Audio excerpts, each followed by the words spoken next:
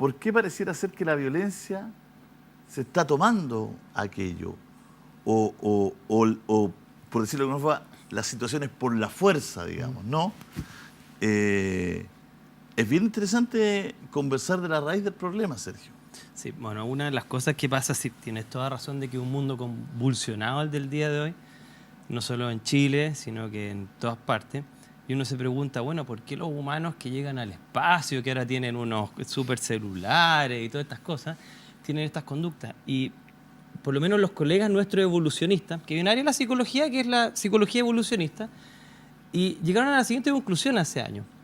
Por ejemplo, respecto a los orígenes de la violencia, es que nosotros tenemos aquí una brecha. La brecha de las cosas que nos han permitido ser matemáticos, poetas, ingenieros aeroespaciales, todas esas cosas súper bonitas de nuestro cerebro y elevadas, nos van de la mano con otras conductas que nos permitieron sobrevivir en el pasado. Ser agresivos, jerárquicos, territoriales, xenófobos, bullying, bla, bla, bla. Entonces, lamentablemente, en ciertas circunstancias surge nuestra parte evolutiva que funcionó antes pero que ahora no funciona. Porque, por ejemplo, es muy distinto ahora tener una guerra que la de la época de Napoleón. Eran terribles. Pero ahora si se apretan botones puede quedar bastante la crema. De hecho, quería mencionarles algo. Me encantan las noticias extranjeras y hay una noticia en Rusia de un presentador. Y el presentador dice así, bueno, en ruso, traducido al inglés, supongo que es una traducción correcta, supongo.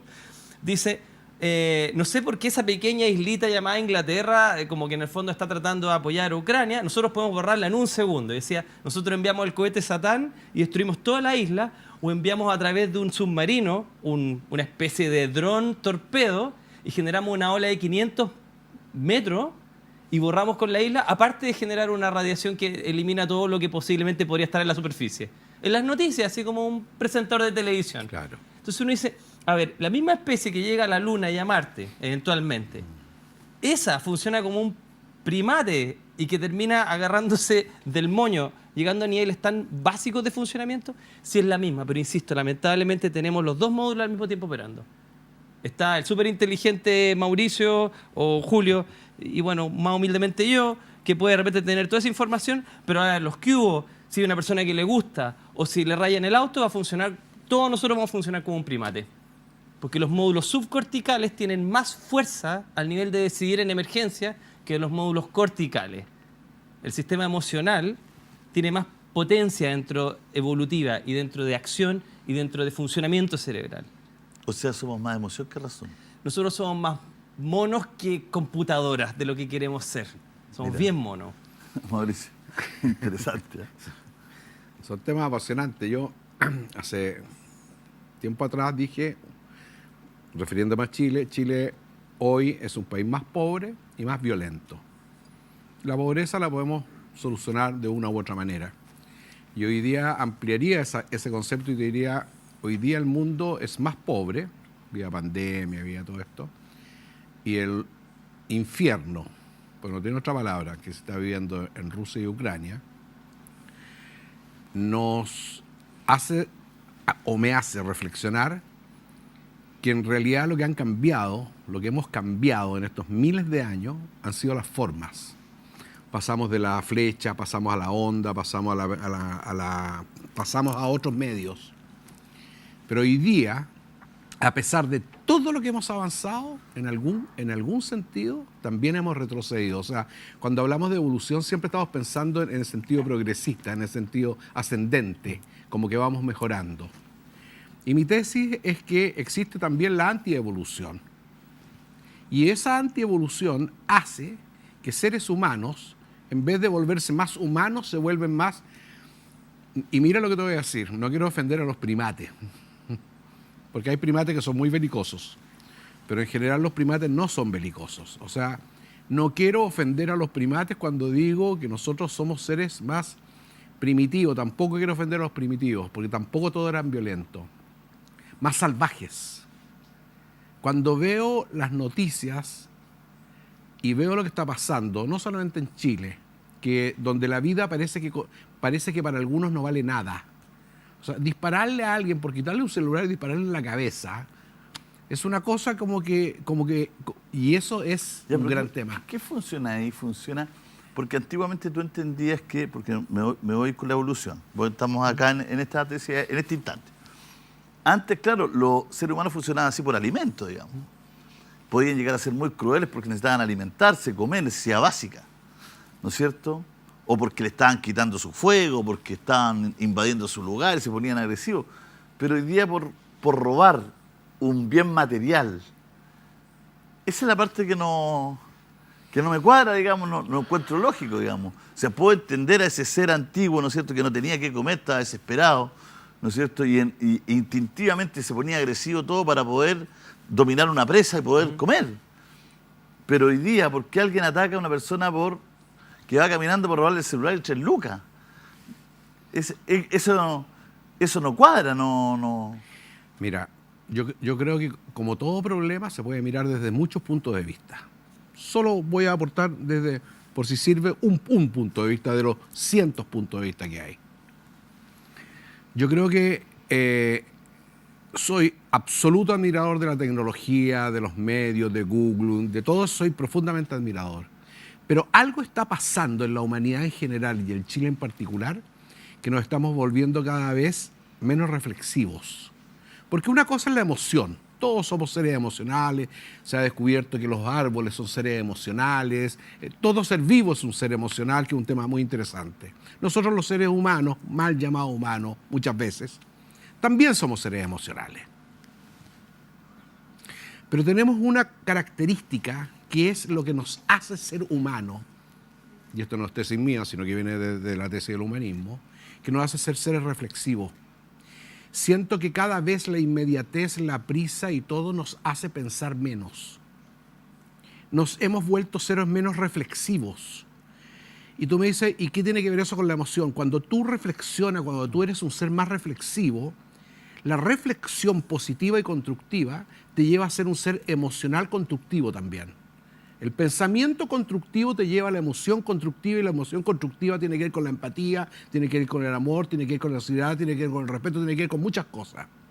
Cuando tú sacas la reflexión, lo que dejas es la pura emoción en su lado incluso más oscuro, y nos volvemos seres más violentos. Porque no hay empatía, porque no hay reflexión, porque no hay sensibilidad, porque no hay espiritualidad de la gente. Y por espiritualidad no me estoy refiriendo a una iglesia, a un dogma específico, que es un tema muy interesante. La espiritualidad tiene que ver con el sentido de la vida, con el sentido de hacerme responsable de mis actos, con sentir el dolor también del otro, hacerme cargo de mis conductas. Y esa parte, yo siento que somos cada vez menos reflexivos, más buenos para copiar, más buenos para el eslogan, más buenos para el discurso, pero menos humanos. Yo complemento la tesis de Mauricio en 2 cosas. Bueno, una no está complementaria, por eso no te pido que te hagas cargo de la segunda parte que voy a decir, pero la primera sí. Mira, nosotros nos estamos volviendo cada vez menos reflexivos, y eso a nivel de un nivel más físico se relaciona con que las estructuras frontales están trabajando cada vez menos, porque tenemos menos necesidad de postergar la gratificación. ¿Qué es lo que pasa? Nosotros llegamos acuérdate que esa parte del cerebro, el frontal, que es súper grande, entrena durante 25 años para hacer lo correcto cuando es difícil. Pero para eso tú tienes que aprender a postergar gratificación. Entonces, no es tener mi cuarto de libra ahora, es justamente lo opuesto, aguantarte. Y como hay menos reglas en esta sociedad, tú tienes menos capacidad de aguantar. Tienes como menos instinto de retener. Le cuesta más retener la orina y le cuesta más retener la rabia. Entonces, siento un poquito de rabia y la suelta. Siento un poquito de orina y tiene que ir al baño. Siento un poquito de hambre y tiene que comer.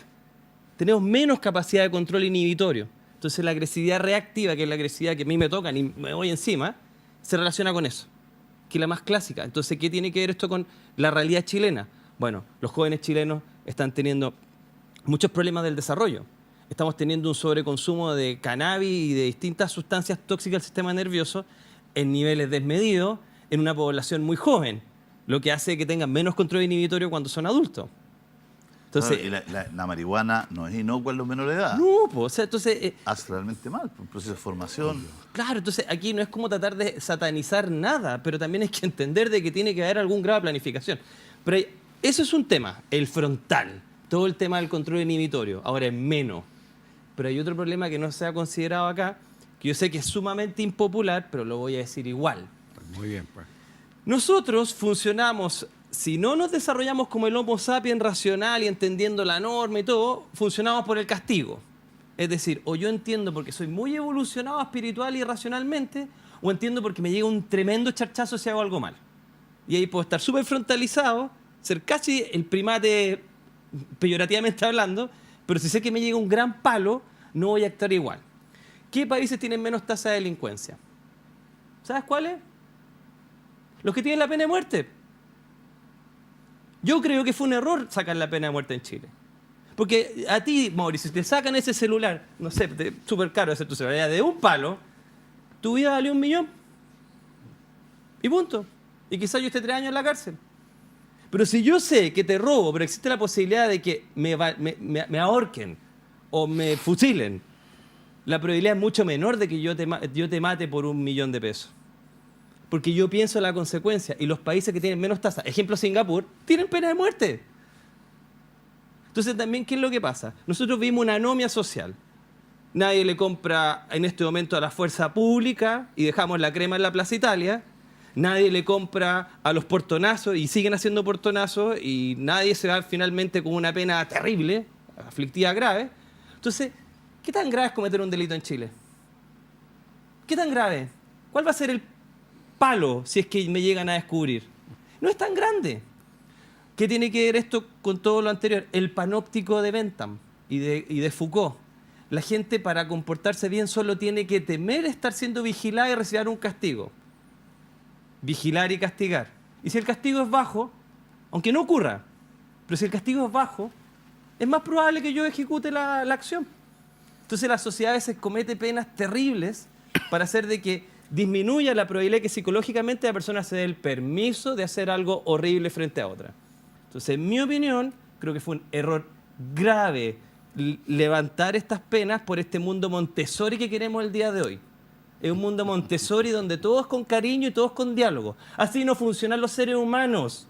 No funciona así porque tienen un sistema límbico que es súper primitivo y que funciona a través de la violencia.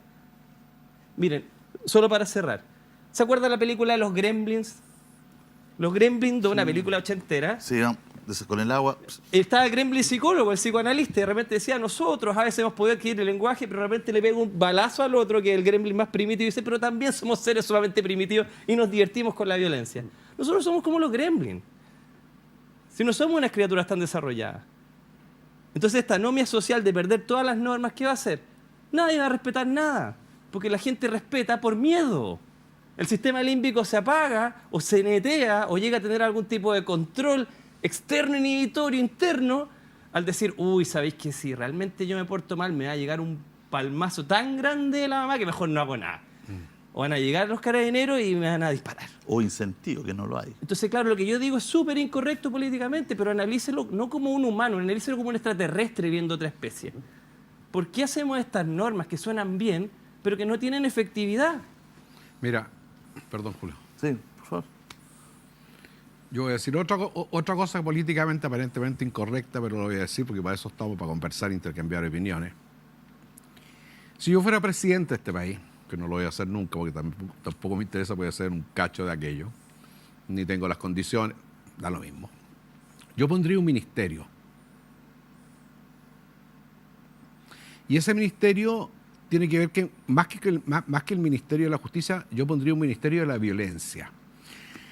Fíjate que cuando tú escuchas violencia intrafamiliar, violencia de género, bullying en los colegios, violencia laboral, violencia en las calles, violencia en el portonazo, como que nosotros todavía no entendemos que la violencia, a pesar que no se puede meter en un mismo saco, porque lo que cambia son las formas, el cómo yo hago la violencia, cómo ejerzo la violencia. La hago arriba de una moto, la hago arriba de una pistola, cómo ejerzo la violencia. Pero la violencia es un gran concepto y un gran problema, tal vez desde mi punto de vista, el problema no solamente más importante, sino que además más urgente.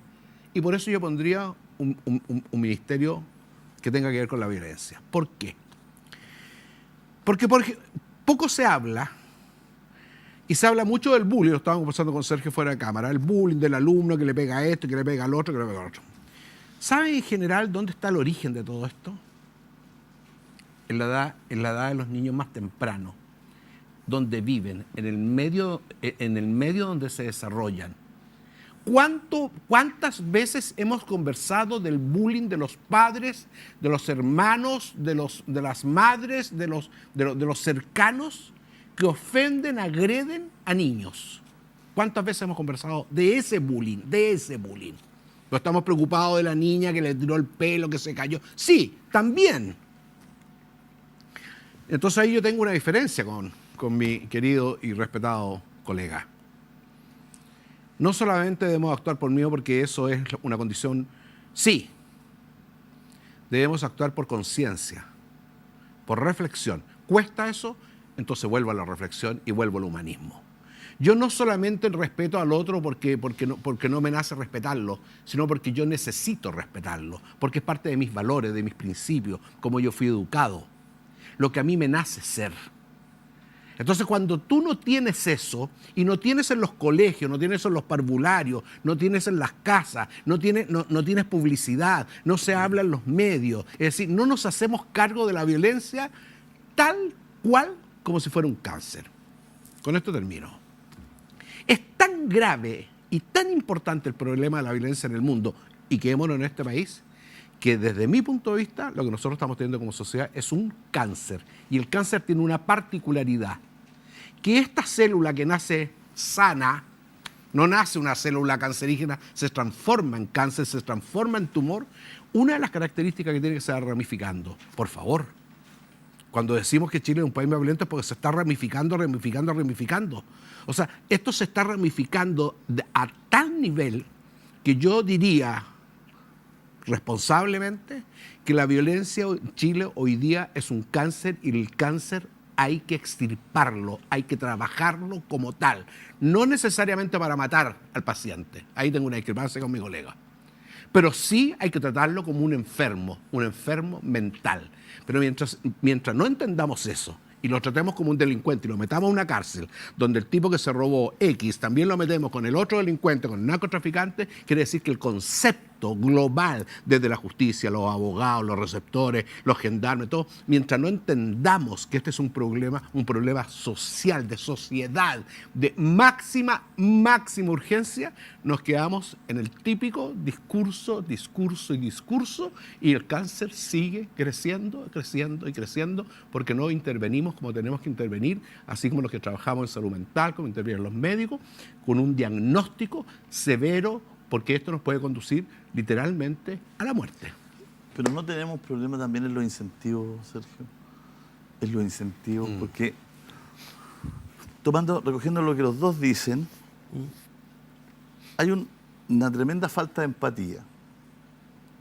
O por no estar cultivado y evolucionado como ser humanista, o porque finalmente, ¿no es cierto?, las condiciones de estas personas son diferentes, ¿no?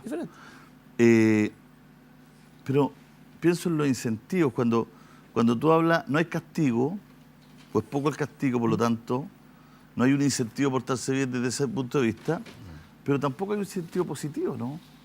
Porque yo tiendo a pensar y decir, ¿por qué he admirado hoy día en la población, el tipo que es de una banda, el tipo que es narcotraficante, el tipo que mata a otras personas?